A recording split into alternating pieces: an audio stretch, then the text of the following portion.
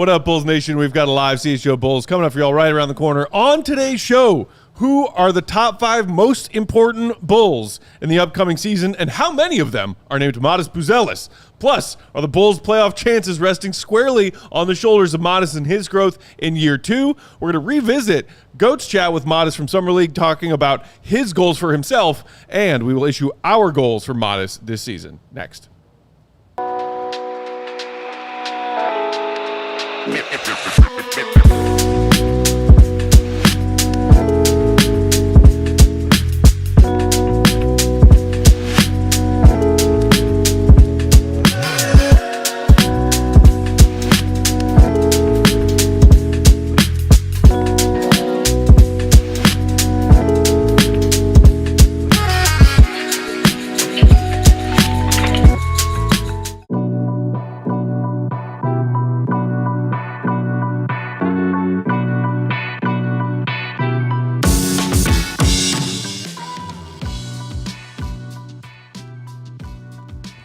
What's going on, Bulls Nation? Welcome into the CHGO Bulls podcast. Coming to you live from our studios here in West Loop, downtown Chicago.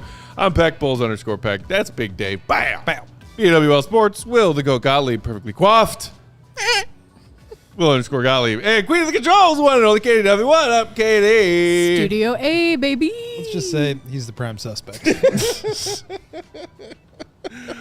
Oh, yeah. Boy, what if we just turned this into a true crime podcast for a day? Oh, my God. I would love that. I would love that so much. I'm sure you would. There's your poll, Katie. Should we convert CHGO Bulls into a true crime podcast? Yes or no? Let's do it. How do we talk? That's your poll. We can talk about basketball and true crime at the same time. We can do this, you guys.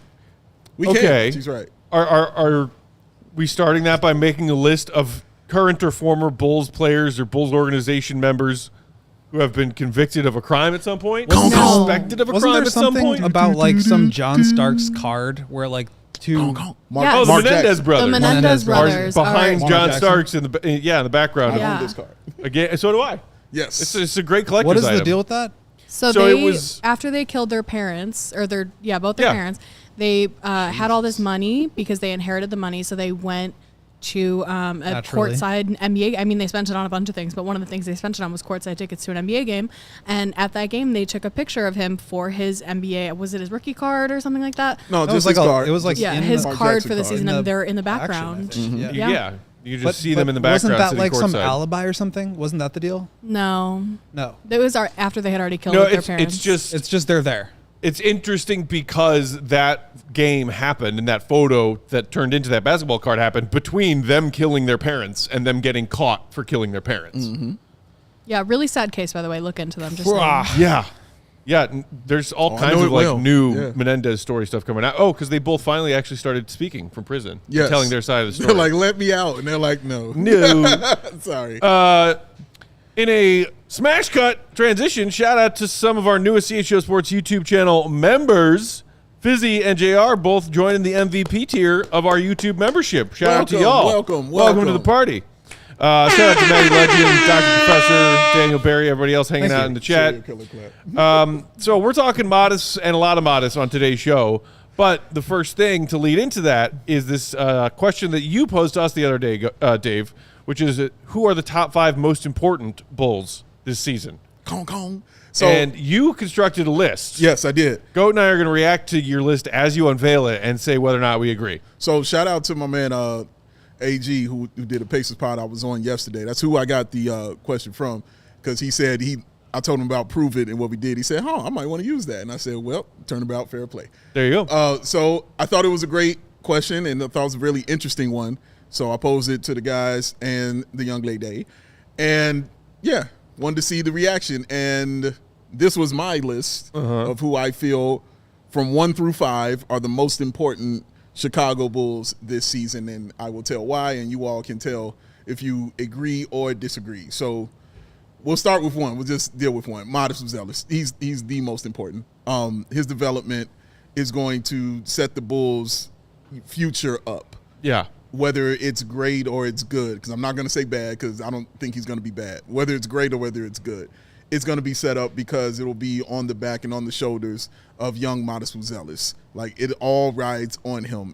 Matt has said several times that the thin strands of his sanity are attached to the growth of Matas Buzelis. True statement. So it means a lot for him to become what we think that he'll become in this league. He's already, taken shape as far as, showing some flashes that we've seen that we have just really, really liked. He's definitely have some ooh and ah plays that we have just really been interested in. He's done some things in the trenches on the court that have really been impressive. He's went as far as to impress Billy Donovan, who does not play rookies. But he played well enough to say, you know what, you should be our starter in the second half of the year. And, yeah, Matas is definitely take all criticism and all pitfalls and all setbacks and rookie walls. He's all taken them all very, very well and just been par for the course for him, and it's continued to move along. So he's very excited about this second season. Now, I think he is the most important Chicago Bulls player. I'm with everything you just said, but I'm curious if you think there could be a devil's advocate argument for either Josh Giddey or Kobe White, who Dave also obviously put on his list. In that, for Matas to truly shine, you need Josh Giddey to be this version of himself, or for Matas to shine, you need Kobe White to be this. Do you think in any way that either Josh or Kobe and what we see from them is more important than Matas this year? That's an interesting way to put it. I mean, I think one of them's on a contract year, one of them's freshly re-upped and is going to be here for 4 years, barring a trade. Yeah, I think you can make an argument for any of those three. I mean, Giddey, I don't know if we want to just let Dave run through this all, but for me, Giddey is going to be the one that has the ball in his hands. So they're going to go as far as Giddey goes, and I think he's going to do a lot in terms of helping guys like Matas develop. I think that's an underrated element of why it was an important thing to re-sign him. But I don't necessarily think that means that their kind of future lives and dies by Giddey's ability. And I think that's more, correct me if I'm wrong, along the lines of what, Dave, you're saying about Matas. Kobe, I think, is really interesting because obviously he's in a contract year. Does he continue to play, at the level that he did in his final 25 games? If so, what do you pay him? If not, what do you pay him? Or do you try to trade him? Do you try to get ahead of his free agency? So that one's a big one from just a contractual salary cap standpoint. And obviously we all know that's something I'm very interested in. But yeah, Matas, for me, I think he's going to be a really good player. I don't think it's right to expect him to be a star in year 2. Can he be a star?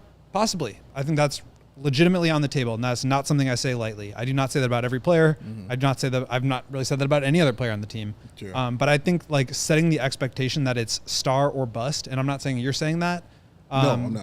But I hear some of the comments and the tweets and stuff, and it's just let's not rush this. I know there is a level of excitement about him. I know that there is a level of sort of it has to be him, desperation almost, that he needs to be the guy, because I think they are so limited in terms of star equity on the rest of the roster and in terms of their front office decision making and how they're going about roster building. So I get that, and I do think Matas has that.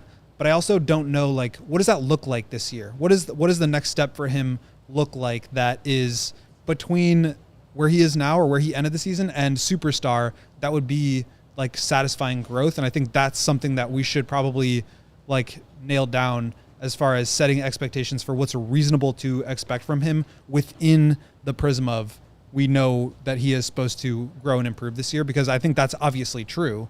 But I don't want to sit here and say he's got to be a top 20 player in the league, or, we're going to treat him the same way that we treat Patrick. No, that's why I specifically said from good or great. I think we all agree that he's good, or we feel he's going to be good. But you're right. I'm not saying he has to be an all-star this season and be awesome. But I'm not saying that has to occur for him to happen this season. But it is definitely attached directly to him, in my opinion, as far as the entirety of the team. Our guy Paul in the chat saying if we put too much pressure on Matas, it might kill his confidence. Nope. I respectfully, don't want to hear that. I respectfully disagree. I think Matas is welcoming the expectations of many fans of this franchise who want to see him turn into the franchise. I think he has welcomed that throughout his young career thus far. Agreed. Rob saying we're good with Matas. His floor is solid. His floor is being a solid starter. Got quite a few years left to find his ceiling. Sure. Diesel, meanwhile, saying Matas' growth is not the base for the Bulls and their playoff hopes. He's the condiment, the finishing piece to a well-dressed meal. Kobe, Giddey, and the rest of the crew need to build out that plate. Interesting analogy. Dave,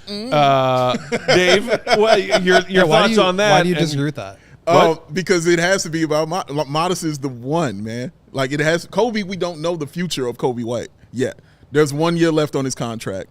If he stays, then that discussion can happen that way after that. But as we know right now, we just absolutely don't know. What we definitely know is Giddey's going to be here, yes, and Matas is going to be here, yes. I have Giddey as the most important player on the Bulls offense. I think Matas's growth is most important on the team. Okay. Because it has to be offense and defense. And he has shown he can do both. And we know Giddey is the point guard and he's running everything, out there for the guys, and that is built around him. So that he is the most important on offense, which I believe I had him at number 2. Because he is the engine. He's the one that's going to have to make everything kind of go. But Matas is the one that they're banking on as far as being the guy. His face is already everywhere. If we were looking at it just from that aspect of it, he is the face of the Bulls right now. And it's not Josh Giddey. It's not Kobe White. It's Matas Buzelis. He's the one with Will Smith hanging out. He's the one with Shaq. You know what I'm saying? He's the one in the dunk contest. He's the one the NBA said, hey, come be the correspondent for the NBA Finals. It's him. Mm-hmm. It's on Matas Buzelis, man. So his growth and what he does is more detrimental to the team. And what Giddey's growth and what he does is more detrimental and important to the offense. So that's the reason I have Matas at 1 and Giddey at 2. And that's why I feel his is more important. And, sorry, were you going to say something? Well, maybe we can spend more time on Matas in the second half of the show. I just feel like I want to know what you think, Dave, of like what that actually looks like. Because for me, I think he's got obviously some star traits, and that's what I've always said about somebody who's that tall and that athletic and with those ball skills. But I don't project him to be the primary ball handler on this team in the near future, not with Giddey around. So how do you be the star player who is like second on the team in touches at best? I think if that's going to be the case, it's not going to be because he's Jason Tatum scoring 30 a night and running all the offense. Is going to be because he's a great complementary piece, and you can for sure be a star as a complementary piece. But I don't know. I feel like those two things are kind of like it's hard to separate. So you're saying the ball dominance means that has to be the guy? Yeah. Okay. Again, agree. Offense. Yeah. That's what we're talking about. Like I completely agree with that. But as the years go on, you're going to see Matas bring the ball up more. You're going to see him handle the rock a little bit more. He talked about that too, you know what I'm saying, about getting that opportunity to handle the rock and bring the ball up and set up offense. I think as it goes on, it's going to happen that kind of way. On the other side of the ball, it is all about Matas. If I'm comparing it between him and Josh Giddey, it's definitely about Matas and what he does defensively and who he's going to be guarding and the blocks that he's going to get and the chaos that he's going to cause. He's going to need to be elite on defense. Exactly. And Giddey's going to need to be average. And that's why yes, exactly. And that's why the importance is there more so for Matas than it is for Giddey. Could you make the argument that Matas is the only player on this team that is important on both offense and defense? Obviously, everybody plays their role. Everybody needs to do both things. But is Matas the only player that we are counting on both ends of the floor? No, I would say Ayo Dosunmu is another name. Okay, You're counting on them on both ends of the floor. Isaac Okoro. Yes. Like theoretically, you should be counting on both ends of the floor. We know about his offensive limitations, but Dave, I saw his name was also on your list. He was, yes. At what, I think number 4. Yes. To me, that makes perfect sense after your big 3 right now of Matas, Josh, and Kobe, in that much like Josh Giddey was because of the trade a year ago, Isaac Okoro is a player that AK went out and targeted to be a part of his plan moving forward. Yeah. So it's pretty important that Isaac Okoro, there's a little typo there, Katie. It's the second time I've done that to him. I'm so sorry. Is an important piece, and what we see from him this season is a very important result. Yeah, very important. As far as Okoro, AK has said in the offseason that they want to establish their defensive identity. And the first thing they did to do that was go get Isaac Okoro to establish that. That makes you immediately an important piece on the Chicago Bulls team because whatever you're going to be doing defensively is going to set the tone for the Chicago Bulls. Whether he's coming off the bench or whether he's going to be the starter, he's going to be the tone setter. We already know he's going to be in there in the fourth quarter. He's going to be guarding whoever the best guard or forward is on that team in that fourth quarter. So with putting that kind of thing on him, and I think it's something he can handle because we've seen that he can handle it before, is going to be something very important to the Bulls because they have not had that for a few years. You could do a little bit with Ayo for sure, but you haven't had somebody that is being considered, great to elite as far as his on-ball defense and what he kind of does. So when you have that and that's being put on you and you're still trying to prove yourself also on this team, because he still has stuff to prove. Shout out to the Prove It episode. He still has things to prove on this squad. And when that's going to be the case, your importance just grows and it magnifies for me. So he's incredibly important for this defense. We got to pause right there, knock out a couple ads. When we come back on the other side, we'll continue this conversation, round out the top 5 list Dave made, and then dive into the expectations for Matas this season. Hit the like button while you listen to some maths. Kong. Today's show is brought to you by Circa Sportsbook. Whatever the sport, the app to bet is Circa Sports Illinois. Circa Sports is sports betting the way it should be. Circa Sports Illinois has high betting limits, low holds, and exceptional customer service featuring real human beings. Death to the AI bots. We will win this fight, but only if we do it together. Bet on all your favorite teams in every game this season. Spreads, props, futures, even in-game betting, Circa Sports has it for you. Fund and bet like a pro from anywhere, anytime in Illinois. Get your bets in now. We got some Thursday night football action on deck. Yeah. And hockey and basketball right around the corner, baby. What are you waiting for? Download that new bookie today at circasports.com. Must be 21 and older. Gambling problem? Call 1-800-GAMBLER. Oh, when the bots make Matt angry, you know what he does? He reaches over there to his right, and he grabs that RC Cola, and he punches himself right in the goddamn thirst. Oh, joy, happiness. I said joy. I said joy. Joy. Joy. I'm very happy to be here. RC is an OG Cola, ladies and gentlemen, in a world of spineless soft drinks. That's right, we talking to y'all. No trends, no gimmicks, no woozies, and for the love of the computer quaff, no wazies at all. RC hasn't changed its stripes since 1905. That's when Katie was born. Because it didn't need to. It is the same bold, crisp flavor it has always been. RC Cola is like a punch right in the thirst. That's what you needed. 3 times. Hit him 3 more times, Matt. Yeah. Yeah. Oh, in the thirst. He gave you an RC. extra one. So do yourself a favor, grab some RC at your local store. Stock up on all your end of summer parties, back to school celebrations, or you're just chilling and watching the game. RC is the move for whatever you are doing because it is RC Cola, the true taste of Chicago. And we're back. CHGO Bulls hanging out on Thursday afternoon. Peck, Big Dave, Goat, and the Queen, Katie. So we're talking about this list that Dave cultivated here. Top 5 most important Bulls for this upcoming season. Obvious number 1 answer, at least in my opinion, Matas. You got Josh and Kobe also in the top 3. The trade acquisition, Isaac Okoro, who could be fighting for that final spot in Billy's starting 5 out of the gate this season, along with some other candidates like Kevin Huerter, Patrick Williams, parentheses, not a chance. But the 5th name on your list, Dave, if Katie, you want to put that graphic up one more time, I agree with what Nick P said in the chat earlier when he saw this list. Disagree on Noah Essengue. He's definitely top 5 for our future importance, but this season, the team's counting on him for very little. He's too raw and unreliable to be important yet. I agree with Nick in that I'm not expecting to see a whole lot of Noah Essengue minutes his rookie year. So why did you include him among the most important players this season specifically? Thank you for asking. You were very welcome. Number 5 was I felt like it was up to interpretation. Okay. I felt like it was anybody's choice of what they feel. And for me, Essengue for me is important because, one, obviously I know he's not going to get out there. Obviously I know he's not going to get a ton of minutes. He might get a look or 2. I was just simply thinking if he shows me anything when he gets an opportunity, shows me just a dab of something in the minutes that he gets, that is very important to the Bulls' future. Not to this obvious next season, but I think it's going to be very important to the Bulls going into that next season if he shows you anything in the limited amount of time that he is going to get on the floor.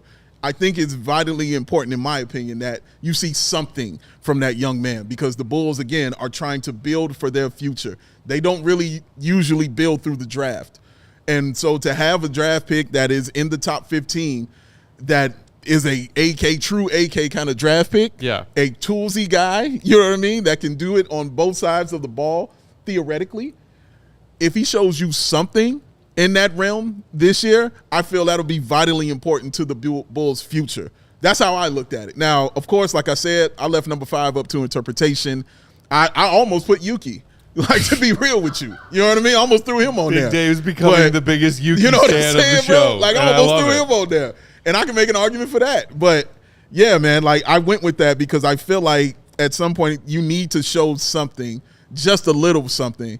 And it's important. If you do, Billy Donovan will give you a tad more. And I do think it might be opportunity for him because I don't know where the love is for the other guys I have in basically category 3 for the Chicago Bulls, which is Dalen, which is Patrick, and which is Julian, which is Jalen.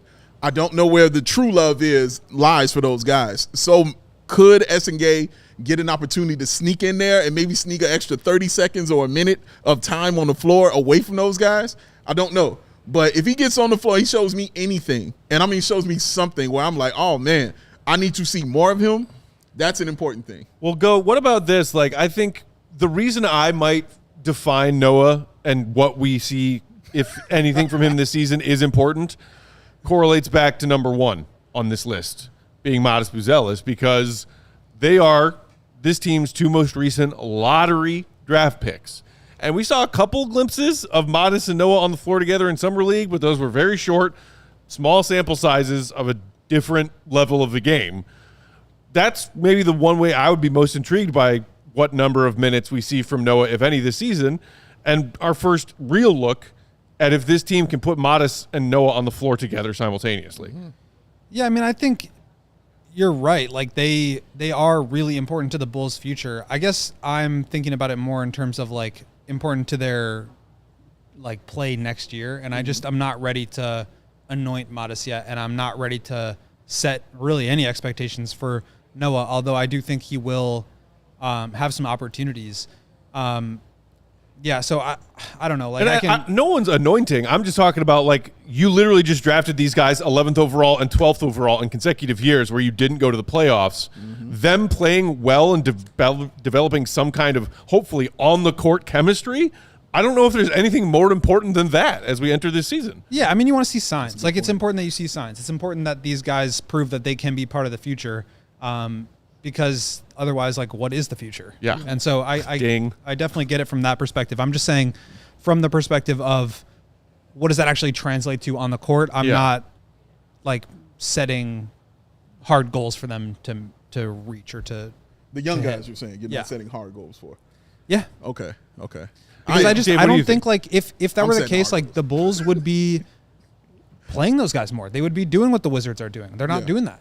They're trying to make the playoffs. They're trying to make the play-in. Like, they're going to be playing Kevin Huerter over Noah Essengue.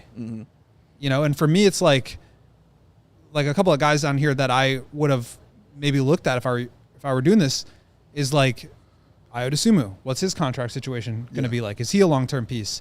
You know, what about Patrick Williams? Like, is there anything there, or is he just going to be dead salary for the next 4 years? Like, I know you guys are sick of him. I know many people are, but like, if he can give you something where it's just like, I mean, last year was so bad. Like, I don't think he will be that bad again. And maybe he is, but then, you know, and you figure out what to do with it from there. But like, if he can give you some role player minutes, like that's a step forward for him. Yeah. And that will really help as you build moving forward, because no matter how you feel about him, he's on the books for, you know, $18 million a year for 4 more seasons. So like, you can roll your eyes at that, but like, that's the reality.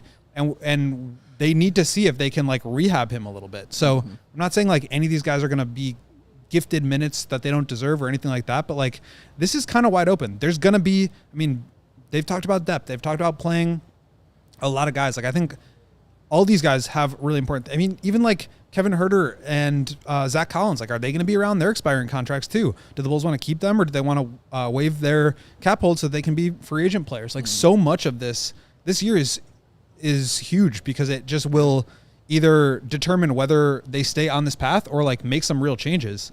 And that's why, like, at the beginning of this offseason, I said, you know, in response to what Arturas said about asking for patience, like, I'm not saying I think it's a fair thing to ask, but like, given the way the books are constructed, this is the reality of the situation. It's going to be hard to make moves, and next year is going to be that time. So this is a huge evaluation year, and that's why I agree with you that Noah and Matas are like key pieces of that, because you got to evaluate them and think about all this through the context of these are the guys that we're hopefully building around, and you throw Giddey in that conversation as well. But same for Kobe, same for Ayo. It's like all these guys. It's a prove it year for everyone in some senses. Yeah, no, that's true. It is. And I find it interesting you say, like, there will be opportunity, for those guys to, it's like you said, it's kind of wide open. Yeah. For that. They're going to play 10-11 deep, Right, right. But this is why I also think Essengue might sneak in and get something. Because, again, if you're trying to establish a defensive identity, Essengue is known for the defense. Like, that's exactly what he's known for. So if it's any way that Billy will allow you to get on the floor, it's going to be for that reason. It's why Matas got on the floor. It wasn't because the highlight dunks and the cool things. It was because his defense was really, really solid. And he was like, okay, I'm going to give you this opportunity, and let's see, what it can be and what it can turn into. The defense is kind of why Patrick Williams was your starter. He was kind of known as that defensive guy who would hit an occasional three, but Billy was more comfortable with him as, the defender out there on the floor. So I'm learning that, and I could be wrong on this, but I'm learning, and it feels like Billy really values that defense when it comes to those, that 3, that 4, and that 5. Outside of Vooch, he's just, a difference maker on his own and how he does his thing.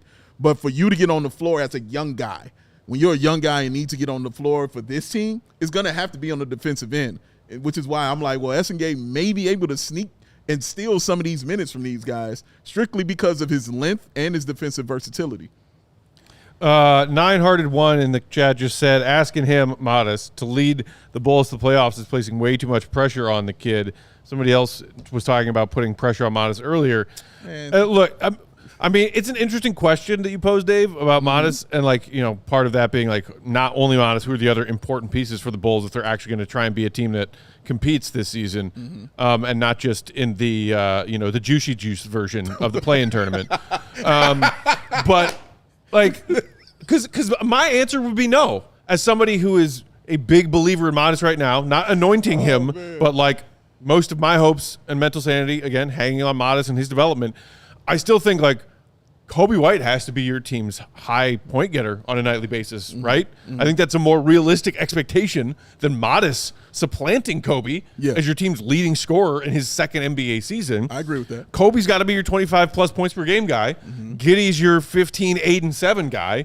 And then it's just a question of what Matas can do to supplement that. Also, hey, you got 34, 35-year-old Vooch as your starting center. You're walking 20 and 10. So when it comes to the Bulls being a team that's good enough to get enough wins to actually go to the playoffs, whether it be through the play-in tournament or grabbing the 6th seed, I don't think Matas is the most important piece. That is exactly where I was going to go, is Vooch's name is not on this list. And we haven't really mentioned him in this conversation. So, if let's say this list was longer, let's say this list was the entire roster, what number is Vooch in terms of his importance on this team right now? Well, for me, the reason I didn't, like I said, I left 5 up to interpretation. Is because Vooch is that's Vooch. He's going to be there, and I already know what he's going to provide and already understand his importance for the team. For me, his importance hasn't changed. His importance was what it was last year and what it was the year before. So you're just writing his name at the bottom of the order on your lineup card and just in pen, not pencil, exactly. Vooch is going to be Vooch. Permanent marker. Yeah. Is what I'm writing. I see what you're saying. And that's how I feel about it. I'm like, no, that's Vooch. I already know Vooch is going to go out and ball out and do what he does for this basketball team. It's not about him for me. It's about what's around him for me. Now, if you're dependent on Vooch to be a 30-point, 15-rebound guy, then, of course, he'll become, for me, on that list of most important kind of players. But I know what I'm getting from Vooch, and it's going to be good. What you're going to get from Vooch. And it's important what you're going to get from Vooch. I'm saying it's already set in stone kind of what he is and what he's going to bring to the team. It's more so, in my opinion, what's kind of happening around him. I think if you frame this as who are the guys that I most want to see strides from, whether that's growth in a certain area, whether that's overall improvement, I think I do agree with this list. I think if you're talking about it in terms of these are the guys that are on a night-to-night basis, the most responsible for wins and losses. I feel like Vooch probably has to be there, but I agree with you, Dave, that that's not necessarily the way you're looking at it because he is kind of a known commodity, and it's not so much we're depending on him to take strides forward. Right. We know what he is, and he just needs to sustain that. It would be if I make this list in the 90s and Michael Jordan isn't on it because I already know what I'm getting from Michael Jordan. Yeah. Right. He's gonna ball out. He doesn't need to be anything bigger than who he is. Fair enough. Just to be clear, we're not comparing Vooch to Michael Jordan. I just want to make that clear before y'all go on Twitter. Speak for yourself. I just want to be clear before we go on Twitter. I just want to be clear. Vooch has 7 rings. Let's knock out a couple other ads. When we come back, we'll continue talking about expectations for Matas in year 2, plus revisit a chat he had with GOAT, setting goals for himself Flex when they caught up at Summer League. Hit the like if you believe in Matas Buzelis. Today's show brought to you by Eye on the Ball. Hey, coaches, you, listen up. If you're looking for more athletes to train, Eye on the Ball is where you need to be. It's simple. Just create your profile, upload your background check, and boom, you're in. And right now, they're offering a promo for new coaches, free first 6 months, then just $50 a month after that, or $500 for the whole year. Athletes of all ages and all sports can find you directly. And here's the best part. Eye on the Ball doesn't mess with your schedule, your payments, or your business. You are in full control. They just connect you with athletes who are already looking for a coach like you. So if you're ready to grow your coaching business and reach more athletes, go check it out right now at eyeontheball.net. That's IEYE ontheball.net. Don't wait. The athletes are already out there looking for you.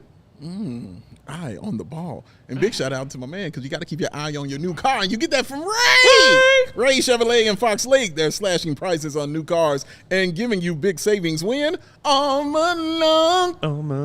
Come in today to shop the model year end sales event and drive home with employee pricing on every new Chevrolet model. You can get $3,000 to $11,000 off MSRP, or check out their selection of over 125 vehicles priced under $20,000. With one of Chicagoland's largest Chevy inventories, you're sure to find the perfect vehicle for yourself. And as one of the top selling Chevy dealers in the Midwest, they're able to keep those prices competitive, so you know you're going to get yourself a great deal. Plus, that raised price promise lets you shop confidently, because the price you see is the price you're going to pay. So don't miss out on their model year end sales event going in all month long for employee pricing on every new Chevrolet model. Shop Ray Chevrolet in Fox Lake or raychevrolet.com. They've been serving the community since 1963. Together, let's try. CHGO Bulls rolling along on Thursday. Hit the like if you didn't do it during them ads. Or KD will come after you. All right, so as we're talking about Matas' expectations and lofty ones that I think a significant portion of the fan base has for him in year 2, it's good to keep expectations in check and not make them unrealistic. If anyone's like, oh, yeah, second-year All-Star, D-Rose style, well, maybe pump the brakes on that. But taking a step in becoming a bigger piece of what the Bulls are trying to accomplish on both ends of the floor, as you pointed out earlier, Dave. Yeah. And see that growth from him. Goat, you had a chance to talk one-on-one with Matas when we were out in Vegas for Summer League. And he was talking to you about Billy Donovan III putting the ball in his hands a little bit more, something that you were just talking about, and whether or not we'll see that for the actual Bulls, not just the Summer League Bulls. And then you went on to ask him about his goals in that same conversation. So let's revisit that, because I think it's an interesting chat to refresh our memories of before we dive into our goals for Matas. Katie, if you would. You becoming a playmaker has been really a theme over the course of Summer League, talking to Billy Donovan III. I know you played point guard in high school. It feels like it comes naturally to you, but this is an adjustment for you in terms of your role. What has that been like playing with a younger group? And what are some of the things that you're focused on improving in your own game? Just dealing with physicality. I think this summer league actually was a huge help for me, just because guys are trying to kill me every time I step on the court, and I'm thinking the same way. So I'm playing through the physicality. I'm playing through the fouls, and yeah, like that's pretty much secondhand nature to me to bring the ball up and stuff. It's no big deal, and I've been working on my overall game this summer. And it's nothing to me to bring the ball up and be the point guard. So what about just like some of these reads you're making out a nice pass the weak side corner on a pick and roll? Just making the right play, getting off the ball, understanding when two are coming to you. What's that sort of process been like of learning how to do that at the NBA level? Yeah, it's different because guys' length and their length, and because everybody's defensive activity is so high. It's the reads have to be fast, quick, and on point. So I'd say it's just gonna be an adjustment. I think through time it'll be better for me. And I'm not really stressing about it. Like I know I'm gonna get better. I know the reads are gonna be there. It just has to be quicker, you know. Just going into next season, obviously you're still a couple more days here in Vegas, but have you set any goals for yourself as far as the playmaking goes, or any other part of your game for next season? Whether it's like you want to average a certain number of points per game, or assists, or accolades, shoot 40% from three. Starting to think about now. I just want to impact winning. Chicago deserves more. It's not about just basketball. It is actually all about basketball to me. But the people deserve more. We need to win, and this city means a lot to me, Chicago. So we have to win games. We have to get an NBA championship soon. That's my goal. All right, so again, that was Matas and Goat chatting when we were out in Vegas for Summer League earlier this offseason. Summer quaff? And Goat, I'm curious, like, what do you make of what we saw from him with more ball handling in Summer League, and what do you think Matas's vision is for perhaps expanding that element of his game for the Realsies Bulls?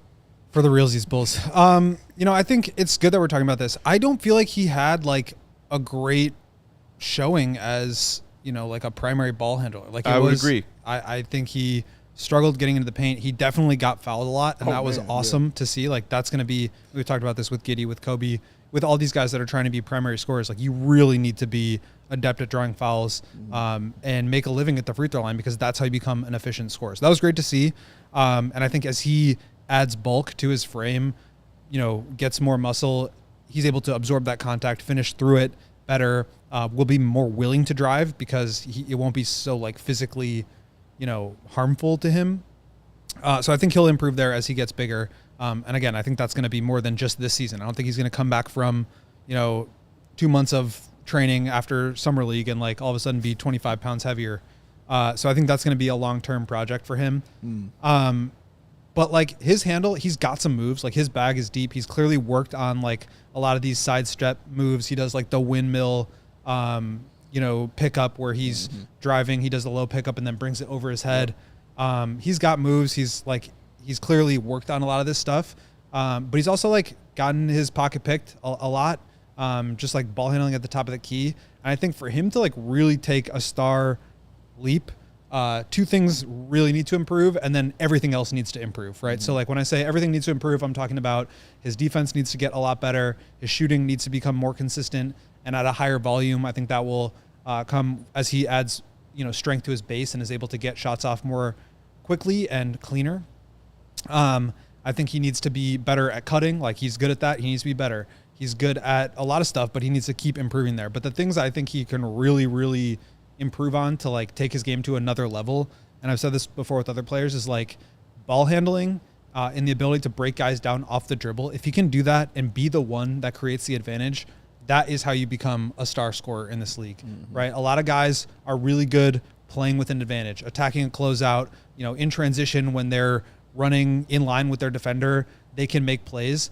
But who can do that against a standstill defense with, an elite defender in front of you, with Herb Jones in front of you, with Alex Caruso in front of you, with Lou Dort in front of you? Who are the guys that can really break those guys down off the dribble, whether it's get to the basket, get into an open shot, and make those shots? And then, so I think that's one piece of it. And then with that, I think he needs to improve his passing. We have not seen much from him in the way of creating for others. And I'm not saying he needs to like have this down this year, but I brought this up when I was on Dunked On recently. Flex. Like, I don't think that Jason Tatum is like this insane high level passer that like, is a game changer through his facilitation, but he can get 6 assists per game because when he's isolating and the defenses collapse, he's able to make the right read. And I think Matas can get to a point where he's at that level of just being a primary scorer that's able to make the right reads. I think that can take him a long way. But again, we're talking about the difference between a guy who's really good at executing on role player responsibilities, hitting open threes, spotting up, attacking closeouts, defending, sliding over, helping the rim, playing in transition, back cutting, all this stuff that like good players do. I think he's like, the foundation is there. And I even think the foundation is there for some of the more elite stuff, but it's just like it's so hard to get to that level. It requires so much work and so much luck. And I'm not saying he can't do it because I think he's got the tools and the work ethic to be able to. But I think it's a ways away. But for me, like when I imagine, and part of the question that I have for you, Dave, is like when I imagine him success, like a successful season for him next year, I don't view it that way. I don't view him being like this 25 point per game guy who's getting 5 assists and creating off the dribble in the half court. Yeah. I view him as, you know, continuing to build on the things that he did towards the end of last year, getting better at that, and then showing, you know, the additional flash or two of some of that other stuff throughout the course of a game or a handful of games, because that's where you start like stacking wins and getting 1% better every day and all those cliches that these guys like to throw around. It does work that way. It's not just you had a tough start to your rookie year, you earned more minutes and you played better, and now you're a star. Like there's a lot of space in between those two things. Oh, without a doubt there is. And just to add to your point, when you were talking about Tatum, Jason Tatum. I think I'm taking Tatum. Like even a guy like Jaylen Brown, who is not known as a great ball handler. New. He is not known for that, but he'll Especially average with the old lefty. Yeah, yes, but he'll average 4.5 assists, you know, for you. So you're dead on with that. But again, like Jaylen Brown, he's been in the league like 7 years. You know what I mean? So that stuff will come. No, I don't think he'll be averaging like 25 and 8. Yeah, and I'm not saying that. you do. Like, but yeah, that's not how I'm looking at it. What you said and how you're looking at it and what you want to see from next year is how I'm looking at it as well. If he's averaged 8.6 points a game, you know, for his rookie season, do I expect that to bump up? Yeah, I do. Do I expect it to bump up to 30? No. Do I expect it to bump up to 20? No. I'll take it, but I don't expect it to be that. But there has to be growth. There has to be real, true growth from him on the offense and defensive side of the basketball, because I feel he is just that vitally important to the Chicago Bulls. And even back to the point we were talking about the playoffs, and his importance there. I kind of think he might be like, his growth might be like that. And I say this because I've watched last year of Josh Giddey lose his mind. I watched Kobe White lose his mind. I watched Vuce continue to do his thing. And I watched Matas Buzelis, you know, find his way. Still wasn't good enough, you know, for the Chicago Bulls. Still was not good enough for them to go further than the one game in the play-in. I think if Matas Buzelis has that growth and becomes that kind of basketball player, where we're seeing those glimpses, where if he goes from 8 to, let's say, 12 points a game, or if he becomes a more versatile scorer a little bit, his three-point percentage bumps up a little bit more. Billy Donovan actually calls a play or two for him because he's earned it in that kind of way.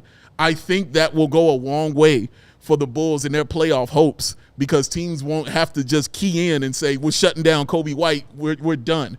If you're going to have more guys to contend with, and if you have to contend with a dude who's almost 7 feet tall, who can put the ball on the floor a little bit and score in double-digit points, you got yourself a stew. I think that's a fair argument. Basically, you're saying the difference, hypothetically, of the Bulls being a playoff team versus not a playoff team this year is that if Kobe, Josh, and Vooch are all the players we saw them be post All-Star break last season, the best versions of themselves, then Matas taking a big step in his development or not could be that X factor of how good of a team they are and how many wins they have. Absolutely. I think that's a totally fair argument. Thank you, Matt. With that, let's dive into the goals that we want to set for Matas this season. I think we're on the same page.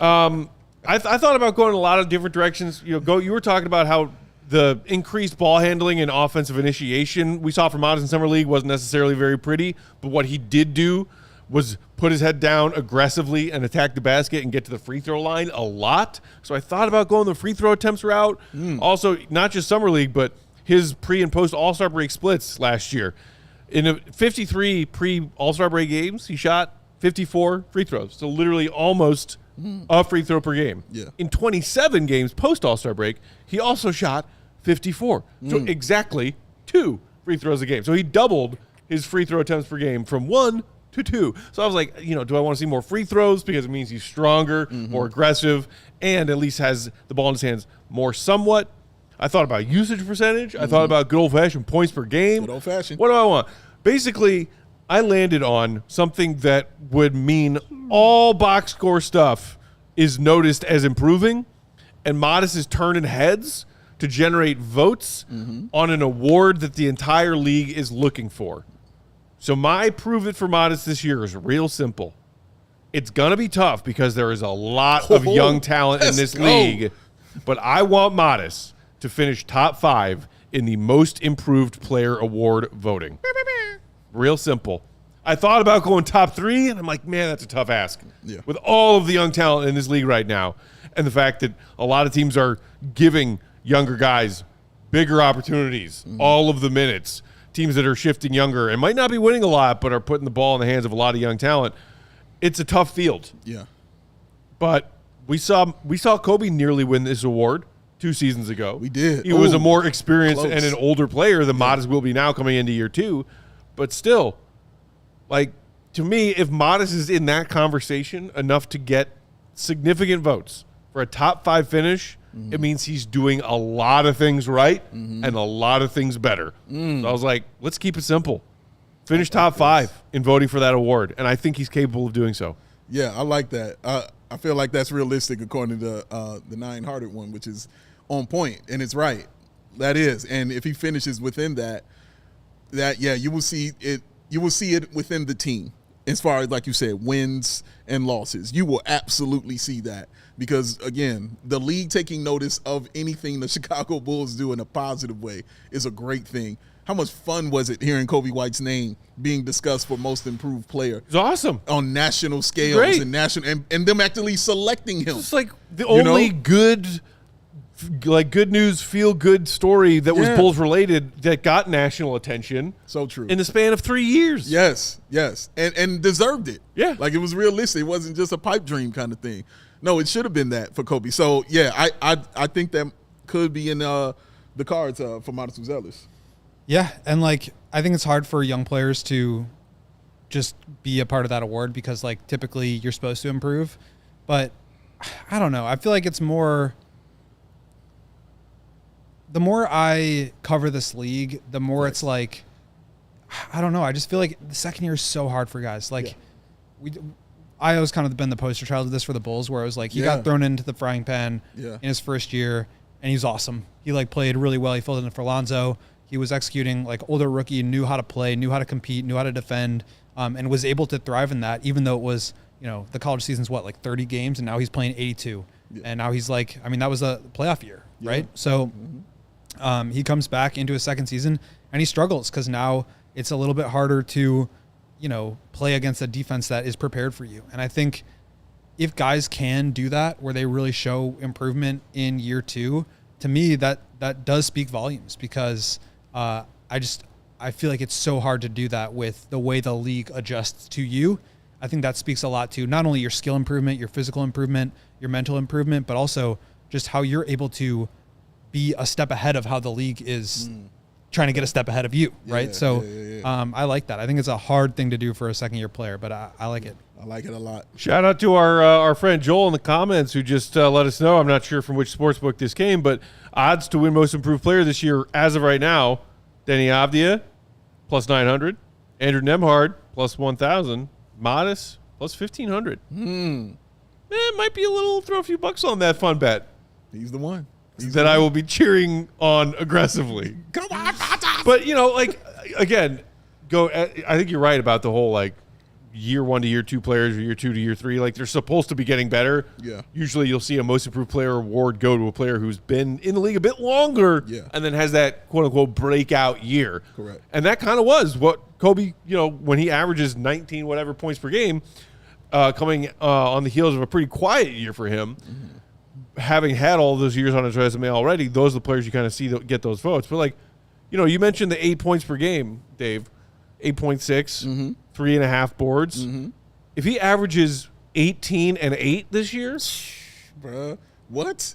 I'm gonna lose it. Like, I can see a world in which that happens. Yeah, and that you're talking about a 10-point jump in points per game and a 5-rebound jump in boards per game. Man, I'm going clean in a season where you go from scraping and clawing to try to get a few minutes to the first half of the season, to starting everything basically down the stretch post All-Star break to presumably you're in that starting lineup from game 1 of 82. Do you think that would kind of be the ceiling for him? I'm asking you this. Yeah. Like that 18-8, would that be the ceiling for him this year? Or That's is it kind of lower? where I never like to put a ceiling on a guy, but like that feels like one of the higher end outcomes for sure. I'll say it that way. But I guess like my concern with that is, and the way we've been talking about this, and I think ultimately as I think about it, my main point here is we've only been thinking about this in terms of how good can he be? How much better can he get? But what I just brought up was how hard it is for a second-year player to improve at all. Yeah. So, yeah, it's easy to say he could improve on what we saw last year, which was like 15 and whatever it was down the stretch. And if you can do that better over the course of a full season, then, 18-8 is for sure in the realm of possibilities. But I also wouldn't be surprised if, like, this year's harder for him. Teams are more prepared. Yeah. And he struggles shooting a little bit more. I mean, he was a 29% shooter in the G League. And all of a sudden he's 36 in the NBA. Like, what if he's closer to 29 next year? What if, teams are just loading up on him? What if Vuce isn't shooting as well? And now there's more protection at the rim and it's harder for him to drive. Like, I think there is some downside too. And I say that because... Trying to make me miserable, Goat? That's exactly what I'm trying to do. You trying to ruin my good vibes over here? I'm just saying development is not always linear. And I think for Matas, and this is where I went with my... I don't know if we skipped you. Yeah, you're skipping me.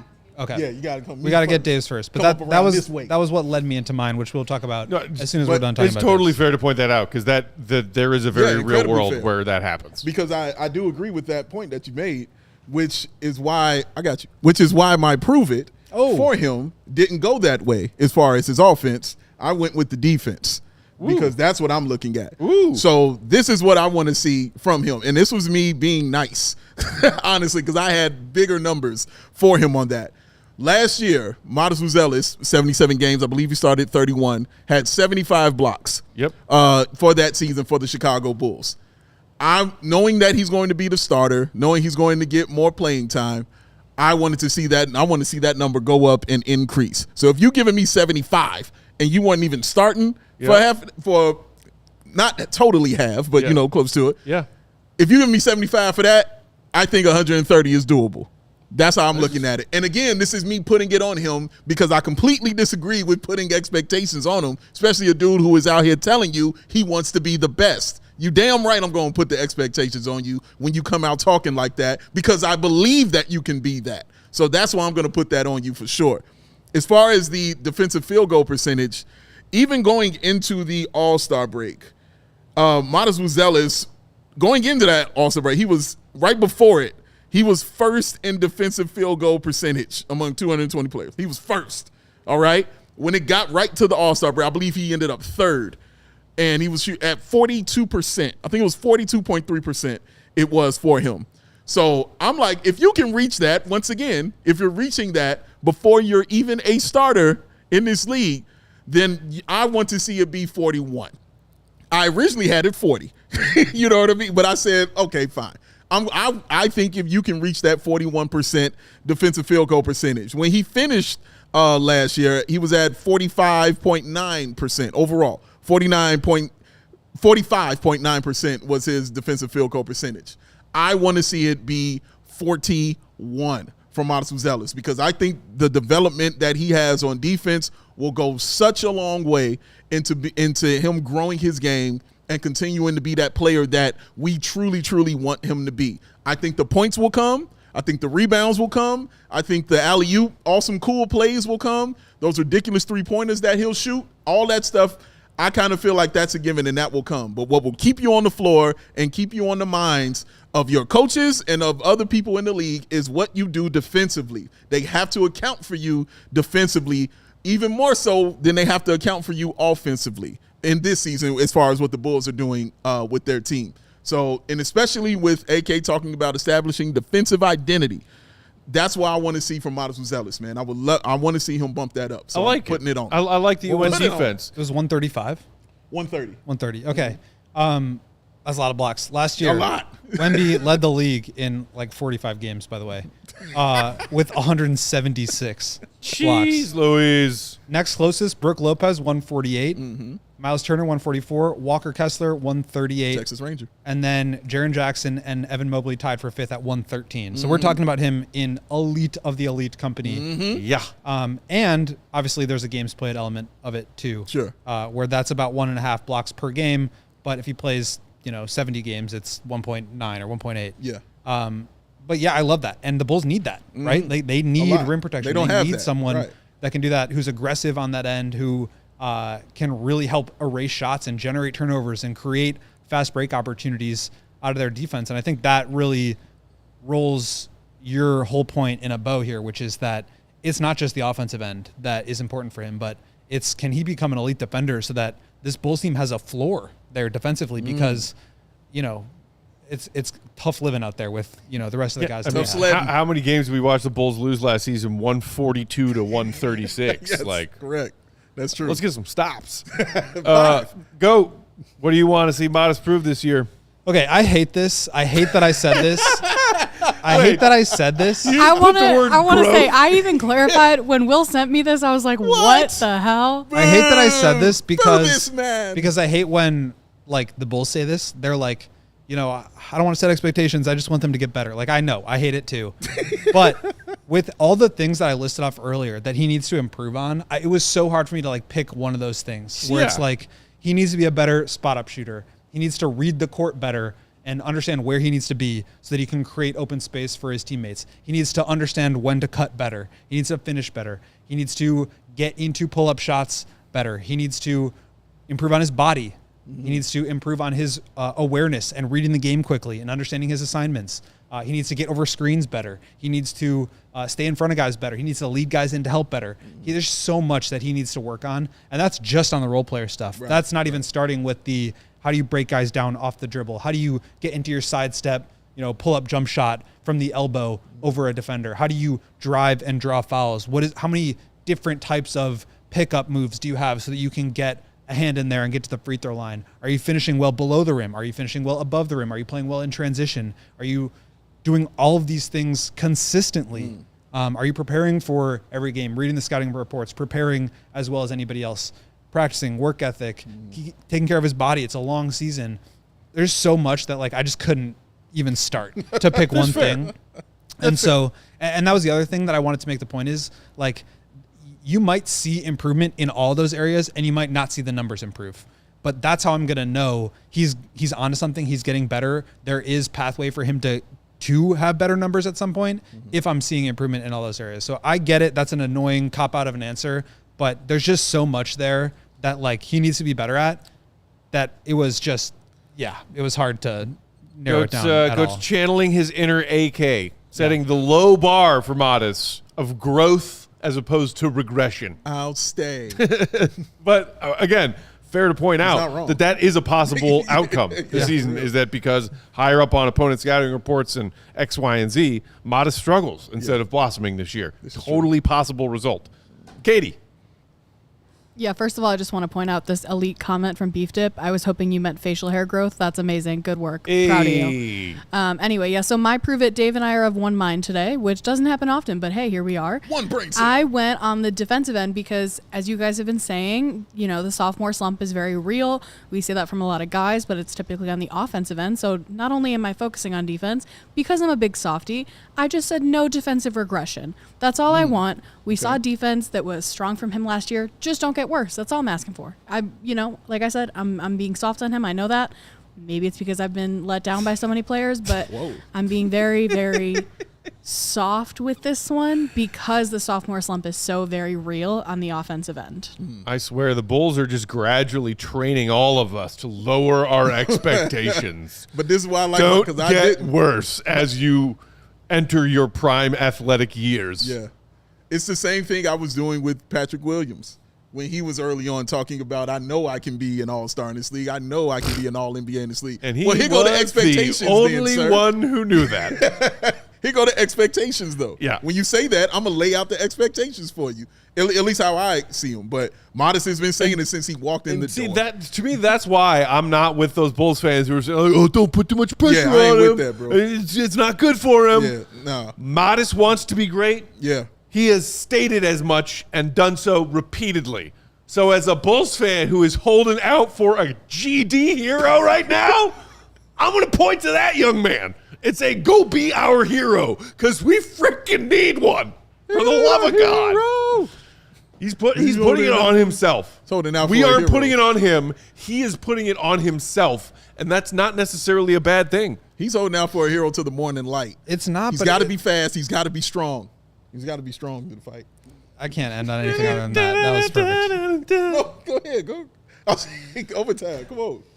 I was just saying, like, I mean, the Patrick thing does concern me. Like, Patrick was saying all the same stuff, and like Patrick was a higher overall pick, and Patrick dealt with injuries. You know, to say that like the Bulls need a guy, so it has to be you because you're the one that wants to be, and then if it doesn't work out, like, I just don't think the way that it worked out with Patrick is healthy for anyone.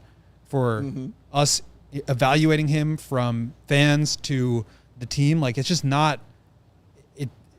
I don't know what is going to happen there, but like it was not a productive situation the last couple of years. But again, and I don't want that to happen to Matas. No, I agree. But again, the difference is Matas has shown it on the floor more in his rookie season, in my opinion.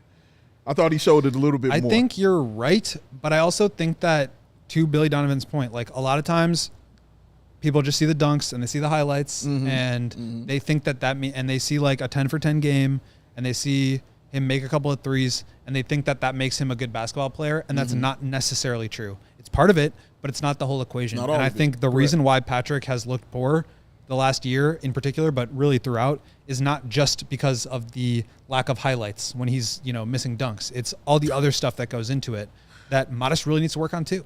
So I'm not saying Matas is going to be Patrick. I'm not saying Patrick is, you know, going to be Matas or whatever. I'm just saying I think that the idea that it needs to be Matas, like, it does kind of need to be Matas because there's just no one else. But like, let's not hold him to that standard and get mad if he can't get there. I agree with that in his second year for sure. The only difference was like Matas was also being talked about being the number one pick in that draft. Yeah. And he fell to that 11. So that's going to come with expectations in general just by being the number one guy. I also think that like these guys, man, they're so young. Like they're young. We forget that sometimes. Like, I think Matas works incredibly hard. I genuinely do think that he has like a special work ethic. Like 95th percentile type of work ethic in this league. I agree. But I still think that like if you're that young, it's just you can't possibly know what it takes to actually be that good. And so these guys can say that, but like they just don't know what it means or what it takes. And I'm not going to like hold them. Like, I don't want to be held to something that I said when I was 19, you know? So I get it's a different thing. And maybe I'm being like too precious with Matas because I do believe in him, but I don't know. I don't want to get it to a point where it gets soured again. Like, I don't want to be a part of that. Beef Dip in the chat saying, Matas' confidence feels real. Pat's felt forced. I would probably lean towards agreeing with that statement. And speaking of people who are still very young, Matas closing in on his 21st birthday. Shout out. October 13th. Look at him.